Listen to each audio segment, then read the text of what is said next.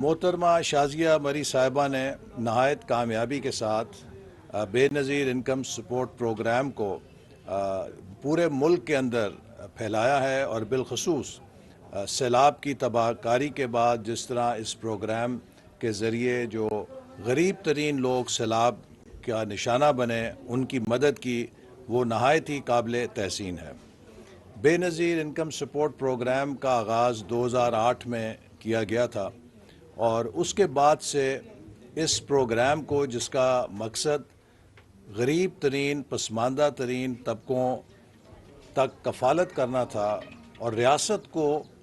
ان کی مدد کرنے کے لیے وسائل ان تک پہنچانا تھا، اسے تقریباً ہر حکومت نے برقرار رکھا ہے۔ اور آج اس پروگرام کی کامیابی ایک بڑے بنیادی اصول کی کامیابی کا اظہار کرتی ہے کہ وہ پروگرام جن کا تعلق سیاست سے نہیں ہے، عوام سے اور ملک کے بہتری سے ہے، انہیں سیاست سے بالا تر رکھ کے کامیاب کرنا چاہیے۔ اور اگر ہم ہر پاکستان کے قومی پروگرام کو سیاست کی نظر کریں گے تو پھر اس کا نقصان ملک کو بھی ہوگا اور عوام کو بھی ہوگا۔ بے نظیر انکم سپورٹ پروگرام سے حکومت اور وزیر اعظم شہباز شریف خاص طور پہ اس میں خصوصی دلچسپی لے رہے ہیں کہ اس کے ذریعے ہم غریب ترین طبقات تک زیادہ سے زیادہ کفالت اور سپورٹ پہنچا سکیں، کیونکہ اس وقت ملک کو بدترین مہنگائی کا سامنا ہے، ملک کو بدترین معاشی چیلنجز کا سامنا ہے۔ اور اس مہنگائی کی بنیاد اگر آپ جاننا چاہیں تو ضروری ہے کہ یہ سمجھیں کہ آج پاکستان اس مہنگائی کے عذاب میں کیوں مبتلا ہے۔ اس کی 4 وجوہات ہیں۔ سب سے پہلی وجہ یہ ہے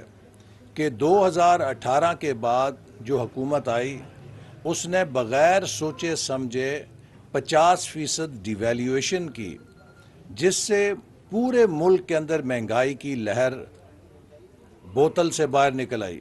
یا وہ جن جو ہم نے بند کیا تھا بوتل میں وہ بوتل سے باہر نکل آیا۔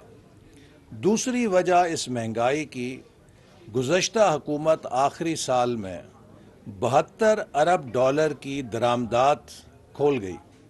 اور وہ الیکشن سے پہلے مصنوعی خوشحالی پیدا کرنا چاہتے تھے، مصنوعی گروتھ دکھانا چاہتے تھے۔ اس کے لیے انہوں نے 72 ارب ڈالر کا سامان تعیش کی امپورٹ کو کھول دیا، جس سے پاکستان کے زر مبادلہ کے ذخائر ختم ہو گئے،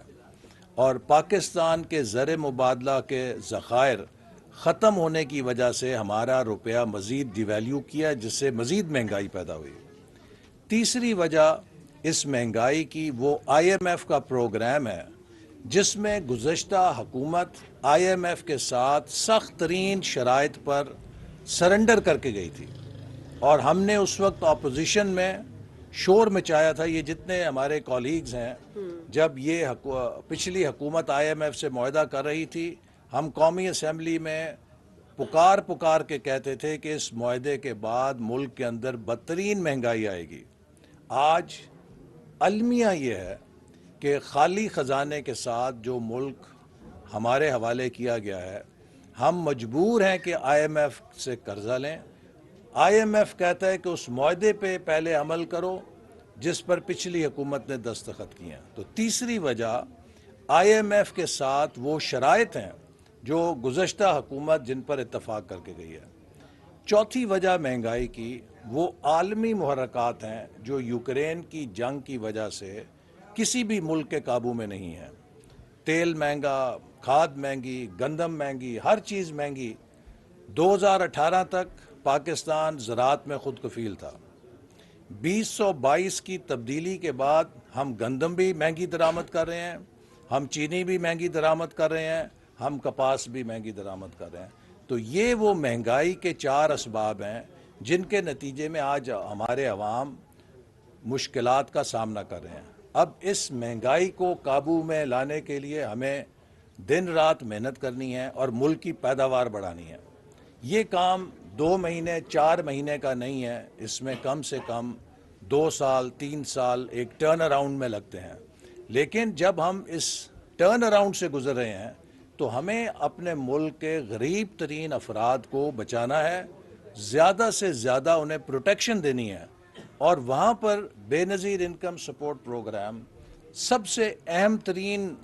وہ سہارا ہے ان غریب لوگوں کے لیے کہ جو انہیں اس مہنگائی کا مقابلہ کرنے کے لیے ان کو مدد کر سکتا ہے، ان کی کفالت کر سکتا ہے۔ تو میں محترمہ شازیہ مری صاحبہ کو مبارکباد دینا چاہوں گا، ان کی ٹیم کو کمپلیمنٹ کرنا چاہوں گا کہ یہ نہایت محنت کے ساتھ اس پروگرام کا دائرہ بڑھانے کے لیے، تاکہ جو ہمارے پسماندہ ترین اور غریب ترین لوگ ہیں ان کو کم سے کم اس مہنگائی کا جو نقصان ہے وہ پہنچ سکے اور ان کی مدد ہو سکے، یہ محنت کر رہی ہیں۔ اور انشاءاللہ تعالی مجھے یقین ہے کہ ہم نارووال کے اندر بھی جو ہمارے مستحق ترین افراد ہیں، جن میں بیوہ خواتین ہیں، جن میں یتیم بچے ہیں، ایسے گھرانے کے جن کی کوئی کفالت نہیں، ان کی رجسٹریشن کو یقینی بنا کر کوشش کریں گے کہ اس پروگرام کے جو ثمرات ہیں ان تک بھی پہنچیں۔ بہت شکریہ۔ بہت شکریہ آپ کا۔ آپ بے نظیر انکم سپورٹ پروگرام کے تحت کیا ہنر والا کچھ کھانے والا پروگرام بھی شروع کر رہے ہیں کہ ایسے ہی لوگوں کو بس یہ تھوڑا تھوڑا انجیکٹ کرتے رہیں گے کہ وہ چلتے ہیں؟ دیکھیں، بہت شکریہ احسن اقبال صاحب نے میرا خیال ہے کہ بھرپور طریقے سے یہ بیان کیا کہ کون سی ایسے محرکات، کون سی ایسی وجوہات ہیں جن کی وجہ سے آج پاکستان ان تمام پریشانیوں میں گھرا ہوا ہے، اور عوام یقیناً جب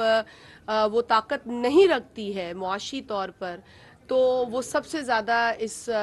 مہنگائی کے بوجھ کو محسوس کرتی ہے۔ اب آپ نے فرمایا کہ ٹریننگ پروگرامز، دیکھیں پہلے آپ کو یاد ہوگا کہ وسیلہ حق نامی پروگرام بے نظیر انکم سپورٹ پروگرام کا حصہ تھا۔ وہ کوئی وجہ بنی کہ کسی ایک وقت میں اس پروگرام کو ڈسکنٹینیو کیا گیا، لیکن ہم ایک بار پھر اس طرح کی پروگرامز کو متعارف کرانے کے لیے کام کر رہے ہیں، اور اس میں کیونکہ احسن اقبال صاحب یہاں موجود ہیں تو ان کی بھی منسٹری سے ہم وقتاً فوقتاً جو ہمارے آفیسرز ہیں وہ انگیج کرتے ہیں تاکہ ہم کس طریقے سے ایسے پروگرامز جو واقع لوگوں کی ڈیولپمنٹ میں بھی کام آ سکیں ان کو سٹارٹ کریں ود اے پراپر ویژن اور پلاننگ۔ جو دوسری بات ہے بہت امپورٹنٹ آپ کو بتانی ضروری ہے کہ اس وقت جو ہماری منسٹری ہے poverty alleviation and social safety, اس کے اندر ایسے